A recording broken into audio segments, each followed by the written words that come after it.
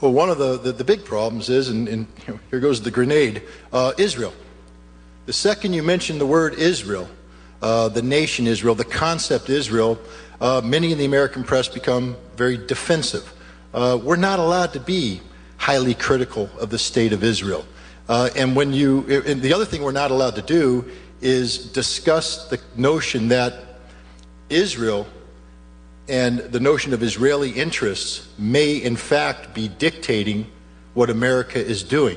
That what we're doing in the Middle East may not be to the benefit of America's national security, but to Israel's national security. But see, we don't want to talk about that because one of the great success stories out there is the pro-Israeli lobby that has successfully enabled themselves to blend the two together so that when we speak of Israeli interests, they say, no, we're speaking of American interests.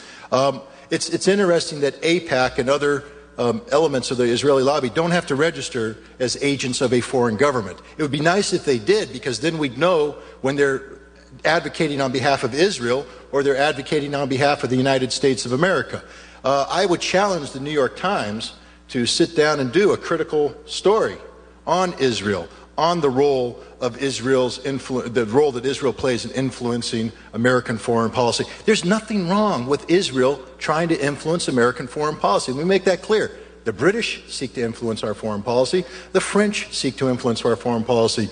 The Saudis seek to influence our foreign policy. The difference is when they do this and they bring American citizens into play, these Americans, once they take the money of a foreign government and they advocate on behalf of that foreign government, they register themselves as an agent of that government so we know where they're coming from. That's all I ask the Israelis to do. Let us know where you're coming from, because stop confusing the American public that Israel's interests are necessarily America's interests. I have to tell you right now, Israel has a viable, valid concern about Hezbollah in southern Lebanon. If I were an Israeli, I'd be extremely concerned about Hezbollah, and I would want to do everything possible to nullify that organization. As an American, I will tell you, Hezbollah does not threaten the national security of the United States of America one iota. So we should not be talking about using American military forces to deal with the Hezbollah issue. That is an Israeli problem, and yet you'll see the New York Times, the Washington Post, and other media outlets confusing the issue. They want us to believe that Hezbollah is an American problem. It isn't, ladies and gentlemen. Hezbollah was created 3 years after Israel invaded Lebanon, not 3 years after the United States invaded Lebanon, and Hezbollah's sole purpose was to liberate southern Lebanon from Israeli occupation.